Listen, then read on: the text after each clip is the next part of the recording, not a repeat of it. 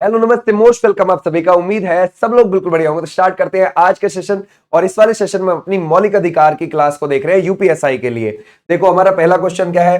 देखो एक एक चीज इसमें क्लियर करेंगे। हम अपना मौलिक अधिकार को देखते हैं कि भाई ये हमारे किस है ना आर्टिकल में है। पहली बात 12 से 35 आर्टिकल में हमारे संविधान में देखने को मिल जाएंगे और ये भाग 3 में आपको देखने को मिल जाएंगे। इस भाग 3 को हम अपना मैग्ना कार्टा भी बोलते हैं। क्या बोलते हैं? Magna carta. ओके, अब अगर हम देखें ये मौलिक अधिकार हमारे संविधान में, जब हमारा संविधान लागू हुआ 26 जनवरी 1950, तो उस समय पर कितने थे? 7 थे। अभी कितने हैं? अभी हमारे पास है 6। तो एक कहां गया? जो आर्टिकल 31 के अंदर है ना भाई संपत्ति का अधिकार था, उसको यहां से हटाकर 300A में ले जाकर कानूनी अधिकार बना दिया। है ना भाई, क्या बना दिया? कानूनी अधिकार बना दिया। क्लियर हो जाएगा है ना। 300A में ले जाके उसे कानूनी अधिकार बना दिया। यानी कि हमारे पास 7 थे, अभी 6 हैं।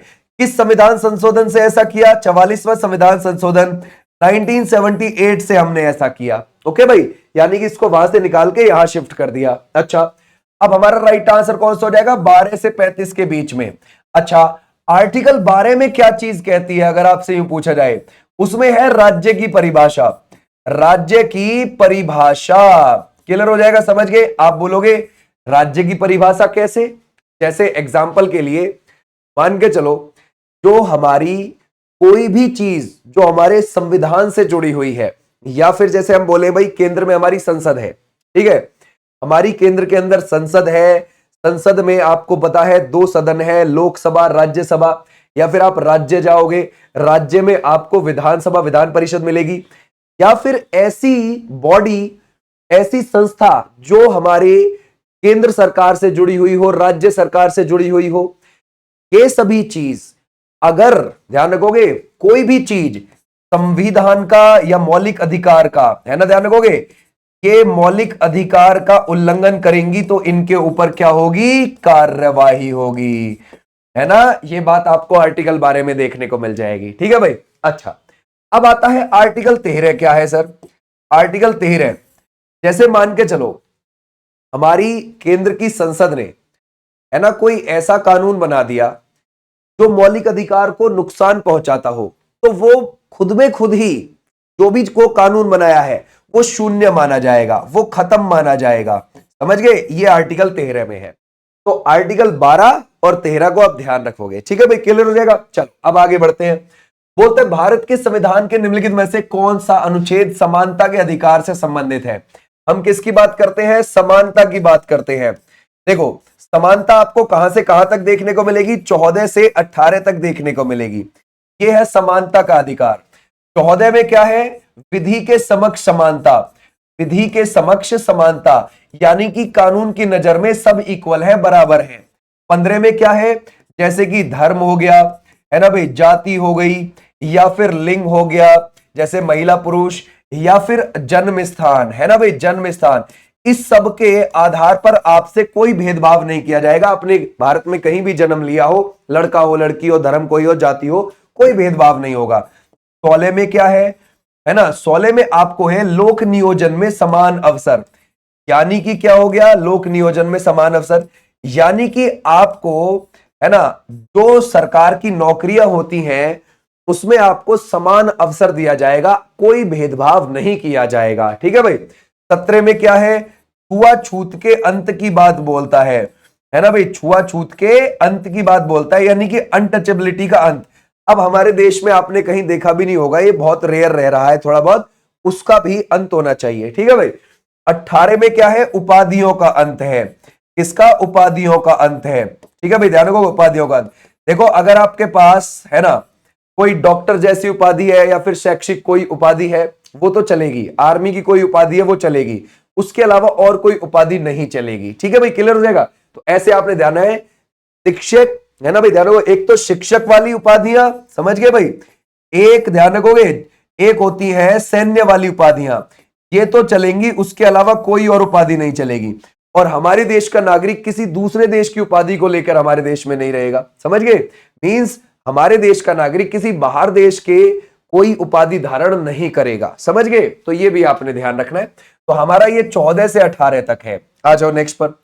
उसके बाद भारत के संविधान में कौन सा अनुच्छेद कानूनों के समान संरक्षण और कानूनों के समक्ष समानता की बात करता है, यानी कि विधि के समक्ष समानता की बात करता है? आर्टिकल 14 है ना, अभी अभी हमने देखा, यानी कि कानून की नजर में सब इक्वल है, बराबर है। बिल्कुल, आ जाओ नेक्स्ट पर। भारतीय संविधान के किस अनुच्छेद के तहत भारतीय संविधान भारतीय नागरिकों को 6 मौलिक अधिकारों के स्वतंत्रता की गारंटी देता है? कैसे? देखो, ऐसा है, हमारा 19 से 22 के बीच में जो आप देखोगे वो स्वतंत्रता का अधिकार है। क्या हो जाएगा? स्वतंत्रता का अधिकार है। ठीक है भाई, क्लियर हो जाएगा, स्वतंत्रता का अधिकार। ओके, अब 19 से 22 के बीच में स्वतंत्रता का अधिकार है, ठीक है। आर्टिकल 19 क्या कहता है? आर्टिकल 19 ये कहता है अभिव्यक्ति की स्वतंत्रता के बारे में, है ना, ध्यान रखोगे, अभिव्यक्ति की स्वतंत्रता के बारे में बात करता है। ठीक है, क्लियर हो जाएगा। ओके भाई, नो प्रॉब्लम। अब आगे को बढ़ते हैं, जैसे कि आर्टिकल 19 है ना, 19(a)(1), ठीक है भाई, ध्यान रखोगे, 19(a)(1), इसमें क्या बोला गया है कि आपको वाक की स्वतंत्रता है। किसकी? वाक की स्वतंत्रता है ना भाई, ध्यान रखोगे, बोलने की स्वतंत्रता है। लेकिन एक बात ध्यान रखना, कुछ भी बोलने की स्वतंत्रता नहीं है, समझ गए? कभी आप सोचोगे भाई कुछ भी बोल दिया, किसी को कुछ भी बुलवा दिया किसी से उकसा के, ऐसा कुछ नहीं है, ठीक है भाई। अच्छा, आर्टिकल 19(1)(2) क्या कहता है ना, आप बिना हथियारों के कहीं इकट्ठा हो सकते हैं, बिना हथियार के कहीं पर इकट्ठा हो सकते हैं, है ना भाई, क्लियर हो जाएगा, इकट्ठा हो सकते हैं, कोई दिक्कत नहीं है, लेकिन हथियार नहीं होने चाहिए साथ में। आर्टिकल 19(1)(3) क्या कहता है? 19(1)(3) ये बोलेगा भाई आपको कोई भी, ध्यान रखोगे, संघ या समूह बनाने की स्वतंत्रता है। आप बना सकते हैं, कोई संघ या समूह बनाना चाहे तो बना सकते हैं, ये आपकी स्वतंत्रता है। 19(1)(4) बोलता है पूरे देश में कहीं भी आप घूम सकते हैं, पूरे देश में कहीं भी आप आवागमन कर सकते हैं, ठीक है भाई, ध्यान रखोगे, आवागमन कर सकते हैं। और 19(1)(5) कह सकता है आप पूरे देश में कहीं भी बस सकते हैं, पूरे देश में आप कहीं भी बस सकते हैं जाकर, ये भी आप ध्यान रखोगे। अब देखो, कहीं जब आप बस रहे हो जाके तो आपको रोजगार भी तो चाहिए, तो आप कहीं भी पूरे देश में जाके 19(1)(6) बोलता है कि आप देश में कहीं भी, है ना भाई, काम प्राप्त कर सकते हैं, रोजगार प्राप्त कर सकते हैं अपना जीवन चलाने के लिए, ठीक है भाई। तो ये हो गए हमारे 6, तो हमारा राइट आंसर कौन सा हो जाएगा? आर्टिकल 19, बिल्कुल ठीक है। ओके भाई, क्लियर है। अच्छा, अब आ जाओ अगले पर। बोलता है प्रेस की स्वतंत्रता किस आर्टिकल में दी गई है? तो हमारी जो प्रेस की स्वतंत्रता है उसको एक्सप्लेन तो किया नहीं गया, बस ये बोला गया है कि हाँ आर्टिकल 19 में ही है प्रेस की स्वतंत्रता भी, ठीक है। आ जाओ नेक्स्ट पर। बोलता है इसमें से भारत के संविधान का निम्नलिखित में से कौन सा अनुच्छेद दोहरे खतरे के किसी व्यक्ति की रक्षा करता है? दोहरे खतरे से किसी व्यक्ति की रक्षा करता है। ओके, देखते हैं भाई, यानी कि इसको हम बोलते हैं दोष सिद्धि से संरक्षण। क्या बोलते हैं? दोष सिद्धि से संरक्षण, याद रखोगे, ये हम बोलते हैं। तो ये आर्टिकल 20 में आता है। क्या आता है? आर्टिकल 20 में आता है, ये सीधा सीधा है, ठीक है भाई, क्लियर हो जाएगा। अब देखो, दोष सिद्धि के संबंध में संरक्षण, पहले आपके ऊपर दोष सिद्ध होगा तभी आपको पुलिस गिरफ्तार करने आएगी, तो गिरफ्तारी जो आएगी वो आर्टिकल 22 में आएगी, पहले आप पे दोष सिद्ध हो जाना चाहिए, ठीक है भाई, क्लियर हो जाएगा। तो आप आर्टिकल 20 को पहले पढ़ो। 20 क्या कहता है कि आपको जो सजा है उसी कानून के हिसाब से दी जाएगी जिस समय आपने अपराध किया था तब कानून था, ठीक है भाई, क्लियर हो जाएगा। तो ध्यान रखोगे, इसमें ध्यान रखोगे, आपको, है ना भाई, आपको जो सजा है वो उसी समय के कानून से मिलेगी, उसी समय के कानून से मिलेगी, कानून से मिलेगी, है ना भाई, ध्यान रखोगे, मिलेगी जिस समय अपराध हुआ था, जिस समय अपराध हुआ था, यानी कि उस समय पर जो अपराध के लिए सजा थी, मान के चलो 2 साल की सजा थी उस समय पर, ठीक है भाई, तो उसी 2 साल के हिसाब से आपसे, है ना, आपको इस टाइम पर सजा मिलेगी, ठीक है भाई, उसी समय से, ठीक है भाई, क्लियर हो जाएगा। ओके, एक अपराध के लिए एक बार सजा मिलेगी, ठीक है भाई, ध्यान रखोगे, एक अपराध के लिए, है ना भाई, एक बार सजा मिलेगी, एक बार सजा, ठीक है भाई, ध्यान रखोगे, एक बार सजा मिलेगी एक अपराध के लिए। ऐसा नहीं है कि एक ही अपराध के लिए बार बार पुलिस आएगी और आपका जेल में ले जाएगी, चल भाई चल चल, ऐसा नहीं है, ठीक है भाई। ओके, अब दूसरी बात, है ना भाई, ये 2 हो गया, तीसरा देखते हैं। आपको अपने ही विरुद्ध गवाही के लिए बाध्य नहीं किया जा सकता, है ना भाई, पुलिस आप पे ये जोर नहीं लगा सकती कि आप अपने ही खिलाफ गवाही दीजिए, समझ गए भाई। आपको अपने विरुद्ध, ठीक है भाई, अपने विरुद्ध गवाही, समझ गए भाई, गवाही के लिए बाध्य नहीं किया जाएगा, समझ गए भाई, है ना भाई, क्लियर हो जाएगा, बाध्य नहीं किया जाएगा, ठीक है, क्लियर हो जाएगा यहां तक, ओके। अब आते हैं आगे, ये तो हो गया हमारा आर्टिकल 20। भारत के संविधान का 21A कौन सा अधिकार प्रदान करता है? पहले ये देखो कि आर्टिकल 21 क्या कहता है। 21 ये कहता है प्राण एवं दैहिक स्वतंत्रता, प्राण एवं दैहिक स्वतंत्रता की बात करता है, ठीक है भाई, क्लियर हो जाएगा, स्वतंत्रता, ओके। यानी कि देखो, आपका स्वच्छ हवा में रहना, स्वच्छ हवा लेना, यह आपका मौलिक अधिकार है। साफ पानी पीना, वो भी आपका मौलिक अधिकार है, समझ गए। अब कल को मान के चलो कि भाई तुम्हारे घर के आगे कोई ऐसी गतिविधि होने लगे, जैसे मान के चलो कोई आग जला रहा है बहुत ज्यादा, उसका धुआं तुम्हारे घर में घुस रहा है, तो ये आपका आर्टिकल 21 का उल्लंघन है, ठीक है भाई, ध्यान रखोगे। तो उसको जाके आप बोलोगे कि भाई आप गलत कर रहे हो, मैं कोर्ट चला जाऊंगा इसको लेके, ठीक है, तो ये आप ध्यान रखोगे, शाबाश। आ जाओ भाई नेक्स्ट पर। अब 21A को देखते हैं। 21 में जो ए जोड़ा गया है, ये 86वां संविधान संशोधन 2002 से जोड़ा गया है, और इसमें यह बोला गया है कि 6 से 14 वर्ष तक के जो छोटे बच्चे हैं ना, है ना, उनको निशुल्क और अनिवार्य शिक्षा प्रदान की जाएगी, निशुल्क प्लस अनिवार्य शिक्षा प्रदान कराई जाएगी, समझिए भाई, क्लियर हो जाएगा, ये बात बोली गई है आर्टिकल 21A के जरिए। अच्छा, ये हम प्रावधान उठा के कहां से लाए थे? ये हम आर्टिकल 45 से लाए थे। आर्टिकल 45 डीपीएसपी में पड़ता है, और डीपीएसपी में से उठा के ये 6 से 14 वर्ष तक के बच्चों का प्रावधान उठा के यहां पर ले जाकर रख दिया मौलिक अधिकार में, क्योंकि डीपीएसपी तो राज्य सरकार को मिले हुए रहते हैं और राज्य सरकार कुछ ढंग में काम कर नहीं रही थी, समझ गए, तो इनको ले आके यहां पर मौलिक अधिकार में ले जाकर डाल दिया। अब तो काम करना पड़ेगा, ठीक है। फिर आर्टिकल 45 में क्या छोड़ा? यहां पर 0 से 6 वर्ष तक के बच्चों के लिए छोड़ दिया कि हाँ भाई, 0 से 6 वर्ष तक के बच्चों के लिए अगर राज्य सरकार कुछ करना चाहती है तो कर सकती है, ठीक है भाई, क्लियर हो जाएगा। तो हमारा यहां पर हम बिल्कुल ठीक। अब हम देखें कि आर्टिकल 21A में क्या है, शिक्षा के अधिकार के बारे में बोल, ठीक है भाई, किसके? शिक्षा के अधिकार में। आ जाओ नेक्स्ट पर। संविधान का निम्नलिखित में से कौन सा अनुच्छेद किसी व्यक्ति को अपनी पसंद के वकील से परामर्श, है ना भाई, लेने का अधिकार देता है? जैसे मान के चलो, अभी हमने दो सिद्धि के संबंध में संरक्षण देखा हमने आर्टिकल 20 में, दो सिद्ध हो गया, ठीक है भाई। अब जब दो सिद्ध हो गया तो अब सीधी सीधी बात है, अब क्या होगी? गिरफ्तारी होगी, ठीक है भाई, क्लियर हो जाएगा। तो गिरफ्तारी इसमें आती है, ये बात ध्यान रखना, आर्टिकल 22 में, है ना भाई, क्लियर हो जाएगा। किसमें? आर्टिकल 22 में, ये बात ध्यान रखोगे। तो हमारा राइट आंसर ये है। अब 22 में हम क्या है, जैसे पुलिस गिरफ्तार करने आई तो फर्स्ट चीज हम पूछेंगे कारण पूछने का अधिकार, है ना, कारण पूछने का अधिकार, ठीक है भाई, क्लियर हो जाएगा, कारण पूछने का अधिकार है। हाँ भाई साहब क्यों आए हो, जरा बताओ आप एक बार, है ना भाई। उसके बाद मनपसंद वकील से सलाह आप ले सकते हो, मनपसंद वकील से सलाह, ठीक है भाई, ध्यान रखोगे, सलाह का आपका अधिकार है, आप ले सकते हो, कोई दिक्कत वाली बात नहीं है, ठीक है भाई। अब जब आपको गिरफ्तार किया गया है तो 24 घंटे के अंदर पुलिस आपको मजिस्ट्रेट के सामने भी ले जाकर पेश करेगी, समझ गए भाई, उसको करना पड़ेगा, मजिस्ट्रेट के सामने पेश करना पड़ेगा उसको। लेकिन ध्यान रहे, आने जाने का समय इसमें काउंट नहीं होता, आने जाने का समय, क्या पता भाई बीच में ट्रैफिक हो या फिर ऐसी कोई परिस्थिति बन गई हो जिससे नहीं पहुंच पा रहे हैं 24 घंटे के अंदर, तो आने जाने का समय इसमें काउंट नहीं होता है, ठीक है। अगला आ जाते हैं, बोलते हैं भारतीय संविधान के किस अनुच्छेदों में मानवों की तस्करी और जबरन श्रम पर रोक है? देखो, अब आते हैं आर्टिकल 23 और 24। 23-24 किसके लिए है भाई, है ना, शोषण के विरुद्ध अधिकार है ये कौन से हो जाएंगे? शोषण के विरुद्ध अधिकार के बारे में बोल रहा है, ठीक है भाई, क्लियर हो जाएगा, शोषण के विरुद्ध अधिकार। देखो, जो आर्टिकल 23 है वो क्या कहता है? 23 ये कहता है कि भाई अब किसी से भी जबरन बधुआ मजदूरी नहीं करवाओगे, जबरन बधुआ, है ना भाई, मजदूरी नहीं करवाओगे किसी से, और किसी को पकड़ के उसका देह व्यापार भी नहीं करोगे, समझ गए, उसको बेचोगे भी नहीं, समझ गए, तो इस बात की मनाही करता है ये।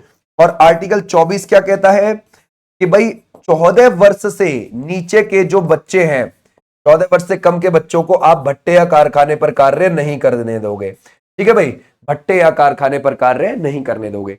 जो कैलाश सत्यार्थी है ना, मध्य प्रदेश के विदिशा के, उनको 2014 में नोबेल प्राइज मिला था शांति का। वो इसीलिए मिला था क्योंकि वो छोटे बच्चों को भट्टों से निकालने में बहुत हद तक कामयाब रहे थे। उनको जहां भी पता चल जाता था कि हाँ भी ऐसा हो रहा है बच्चों के खिलाफ, तो वो ये काम करते थे, उनको वहां से हटाने का काम करते थे। आ जाओ नेक्स्ट पर। भारत के संविधान के किस, है ना भाई, निम्नलिखित में से कौन सा अनुच्छेद धर्म के स्वतंत्रता का अधिकार प्रदान करता है? अब देखो, अगर आपके पेपर में आए सीधा सीधा कि भाई हमें तो मौलिक अधिकार में धर्म के स्वतंत्रता के बारे में बता दो, तो हम तो सीधा सीधा बता देंगे कि 25 से 28 के बीच में। ठीक है भाई, कौन सा है? 25 से 28 के बीच में है। लेकिन हमें बोले कि 25 से 28 धर्म की स्वतंत्रता तो है, आर्टिकल 25 में क्या है?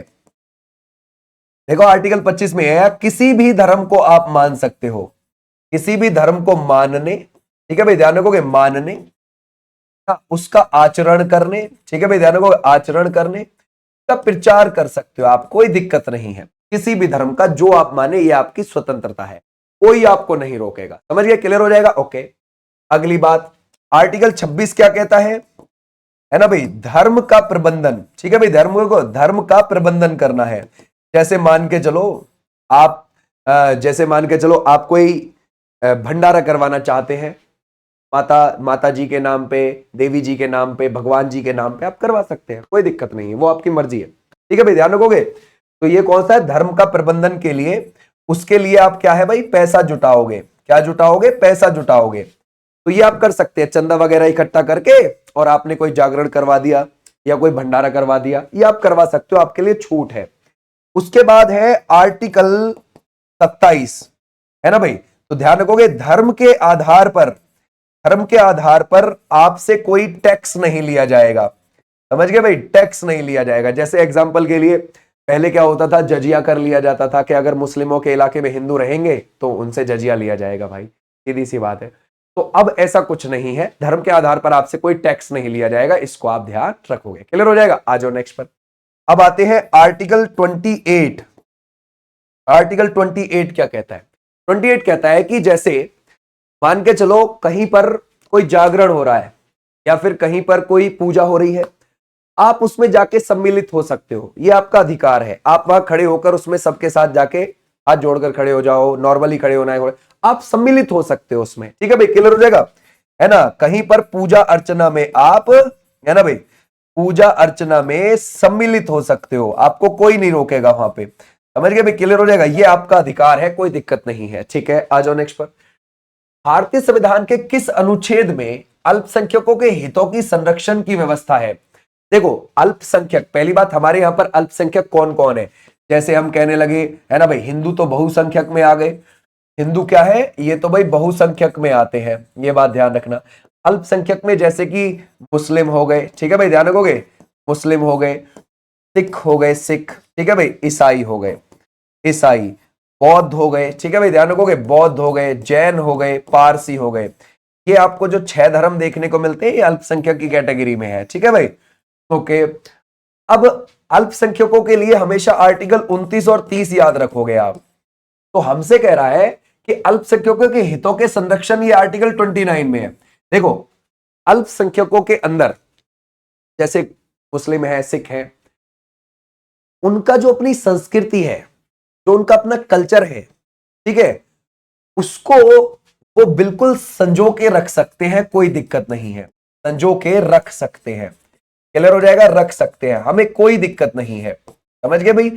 वो उनका अल्पसंख्यकों का अधिकार है। समझ गए? जो अपनी वो उनकी पुरानी मान्यताएं हैं उसको रखे, अपने कल्चर को मानना चाहे, जो भी उनका है वो रखे, और उसमें हम उनकी मदद करेंगे, हम उसको खराब करने की कोशिश नहीं करेंगे। समझ गए? यानी कि हिंदू क्या है, वो उसमें मदद ही करेंगे कि उनका कल्चर ऐसा है, ठीक है, हम उसको खराब करने की कोशिश नहीं करेंगे। ठीक है भाई, क्लियर हो जाएगा? तो ऐसे ध्यान रखना है। अच्छा, आर्टिकल 30 क्या कहता है जी? आर्टिकल 30, आर्टिकल 30 का अगला वाला क्वेश्चन है, देखो, सभी अल्पसंख्यकों को चाहे वे धर्म या भाषा पर आधारित हो, अपनी पसंद के शिक्षण संस्थानों की स्थापना और प्रशासन करने का अधिकार होगा। भारत के संविधान का कौन सा अनुच्छेद इस अधिकार की गारंटी देता है? 30 देता है। यानी कि देखो, जैसे आप मुस्लिम धर्म में आप देखते हो, है ना भाई, जो मदरसे खुले हुए रहते हैं, वो आर्टिकल 30 के थ्रू, वो अपने लिए चलाना चाहे चला सकते हैं, कुछ शैक्षणिक संस्थान, कोई दिक्कत नहीं है। तो ध्यान रखोगे, अल्पसंख्यकों के लिए वो अपने शैक्षणिक संस्थान चलाना चाहते हैं तो वो चला सकते हैं आर्टिकल 30 के जरिए। ठीक है, आ जाओ भाई नेक्स्ट पर। हम नेक्स्ट आते हैं, कौन से अनुच्छेद के अंतर्गत भारत का सर्वोच्च न्यायालय नागरिकों के मौलिक अधिकारों की रक्षा करता है? वो आर्टिकल 32 करता है। ठीक है भाई, ध्यान रखोगे, अगर आपके ऊपर के किसी भी मौलिक अधिकार में कोई भी दिक्कत आ रही थी, आप जाइए आर्टिकल 32 के थ्रू सुप्रीम कोर्ट, कोई दिक्कत नहीं है। ठीक है भाई, क्लियर हो जाएगा। तो 32 इज द राइट आंसर। आ जाओ नेक्स्ट पर। बोलता है अनुच्छेद 32 को भारत के संविधान का हृदय और आत्मा किसने कहा है? ये कहा है doctor B are Ambedkar ji. ठीक है भाई, तो ऐसे आपने ध्यान रखना है। ये थे हमारे मौलिक अधिकार। जो आपको पीडीएफ है वो आपको टेलीग्राम पर देखने को मिल जाएगी। ओके, इसका लिंक आपको कमेंट बॉक्स में आपको देखने को मिल जाएगा और डिस्क्रिप्शन में भी मिल जाएगा। यहां पर हमारी डेली बेसिस पर क्लास चलती है यूपीएसआई के लिए। ओके, कुछ वीडियोस जो थी वो डिलीट हो गई थी। ओके, और वो डिलीट यूट्यूब की वजह से हुई, कैसे हुई पता नहीं, इस वजह से अब ये मुझे दोबारा से रीअपलोड करनी पड़ रही है। चलो कोई नहीं, हम कर लेंगे कवर सब चीज। Okay, thank you, tata bye bye, तब तक के लिए। कोई और बात हो तो कमेंट बॉक्स में बताना। 3 बजे ये क्लास आती है यूपीएसआई की। Okay, thank you, bye.